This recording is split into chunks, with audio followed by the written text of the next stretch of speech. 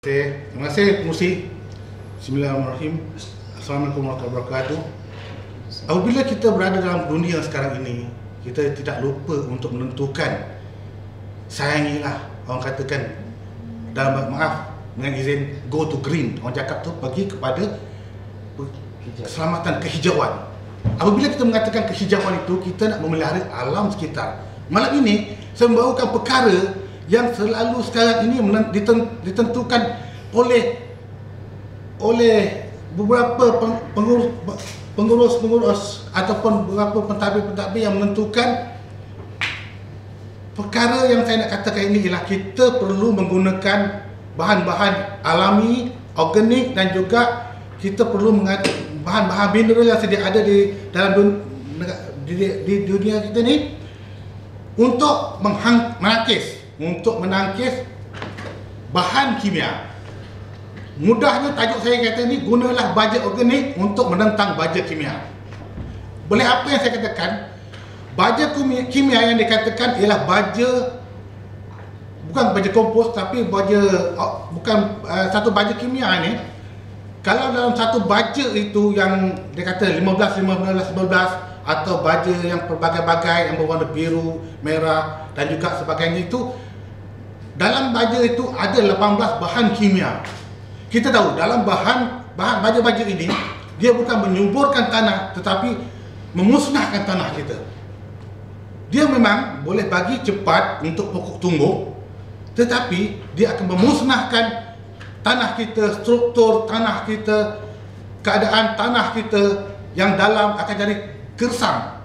Apabila saya mengatakan kita pilih baja organik ialah dilahirkan dari sumber-sumber daripada lava gunung berapi, dicampurkan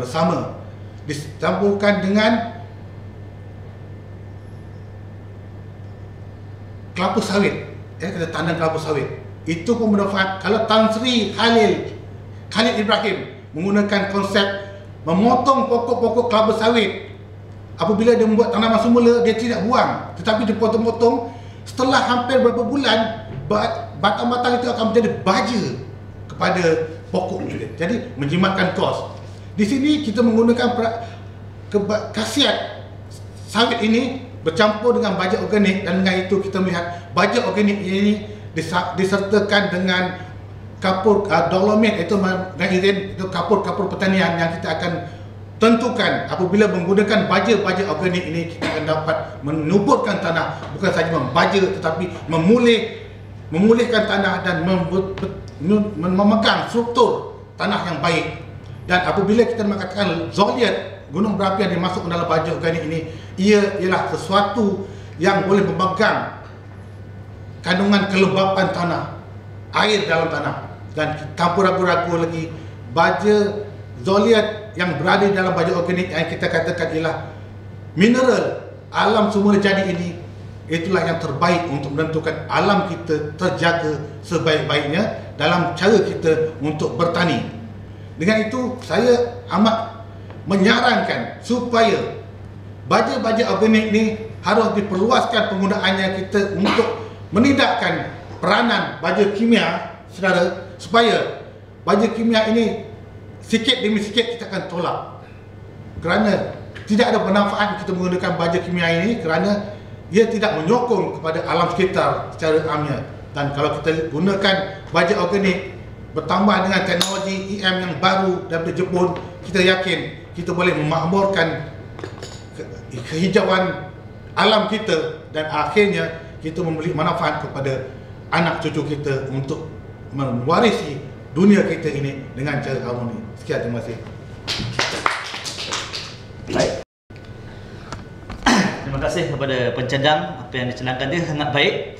Tetapi biasalah bila kita ada satu perkara yang kita cadang, sudah tentunya adalah ada yang perkara-perkara yang kita tambah baik. Ada positif, ada negatif, dan ada kiri dan ada yang kanan. Dan pada pencadang tadi dicadangkan supaya kita, kalau boleh kita tak dibenarkan, jangan ada sekali baja kimia yang akan ada di dalam negara kita. Itu adalah satu perkara yang baik. Tapi jangan kita lupa, setiap perkara yang baik pun ada juga perkara yang lebih baik yang kita boleh buat untuk penambahbaikan. Dan pada malam ini sekiranya kerajaan ingin menghapuskan seterus sekali semuanya bahan kimia ini, kita pandang dari segi perkara yang lain. Salah satunya, kalau kita nak hapuskan, biarlah kita hapuskan secara perlahan-lahan, jangan drastik. Apabila kita menghapuskan secara drastik, secara mengejut, maka mungkin akan berlaku pembaziran, yang mana baja kimia yang dah ada mungkin terpaksa kita buang, kita akan lupa serta-merta, maka akan berlakulah pembaziran. Dan sebaiknya sekiranya dah ada baja kimia tu, kita mungkin boleh gunakan stok yang ada, dan akan datang sebolehnya baja kimia ni kita jangan ada lagi dalam negara kita. Memang bagus sekali hujah pencadang tadi, apa yang dicadangkan memang baik untuk kita, memang baik untuk dunia hijau. Dan banyak juga perkara yang buruk pada bahan kimia ini. Tapi kita jangan lupa, apabila kita berhentikan serta-merta bahan kimia ini, mungkin akan menghilangkan pekerjaan mereka-mereka yang pernah bekerja, yang membekal bahan-bahan kimia, baja kimia ini. Tapi kalau kita nak hapuskan, biarlah kita hapuskan perlahan-lahan. Dan mungkin bahan kimia ini juga, baja kimia ini juga, kalau dah ada di pasaran di Malaysia ini, kalau kita tak nak gunakan, mungkin kita gunakan ke arah yang lain. Kita banyak orang bijak pandai di negara kita ini, banyak profesor-profesor yang mungkin boleh mengambil bahan baja kimia tadi ke arah yang lebih baik. Mungkin ada teknologi yang lain, mungkin mereka boleh kata dikesampingkan perkara baja kimia ni supaya tidak membuang, tidak membazir. Tetapi kalau baja kimia ni belum ada lagi, belum ada di pasaran di Malaysia, belum ada, maksudnya belum ada tu bukan tak ada, dah ada, tapi tak ada lagi yang baru yang masuk, kita jangan benarkan dia masuk, sebab kebanyakan baja kimia ni adalah diimport. Sebab tu saya katakan tadi, apabila ada permintaan bahan baja kimia daripada Malaysia ni, jangan kita layan, kita stop, tetapi kita berhentikan secara beransur-ansur, jangan kita drastik. Takut kita berhentikan bahan kimia tadi, kita punya supply, kita punya bekal membazir kalau kita buang serta-merta. Kita kena fikir juga perkara yang dah ada tu kita gunakan, dan perkara yang belum ada tu kita jangan minta, kita jangan apply, jangan lagi kita import. Sebab perkara tu memang kita sedia tahu, bahan kimia, baja kimia ni memang tidak baik untuk siapa-siapa pun, tidak baik untuk alam, tidak baik untuk perkara-perkara yang hidup, maupun untuk makanan kita, sebab benda ni akan ada efek pada makanan kita. Tapi kita jangan lupa, walaupun bahan kimia ni kita nak berhentikan, kita nak hapuskan, jangan kita hapuskan serta-merta. Biarlah kita hapuskan step by step, orang kata, satu persatu kita hapuskan, tapi jangan kita hapuskan serta-merta, kerana ini akan memberi efek, memberi kesan kepada orang-orang yang pernah berurusan dengan pembekalan baja kimia, dan juga mungkin perkara ni akan digunakan oleh siapa-siapa yang di kampung, mungkin mereka dah ada,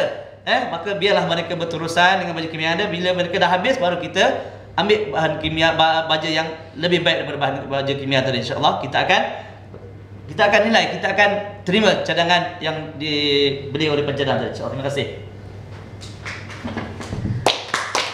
Baik.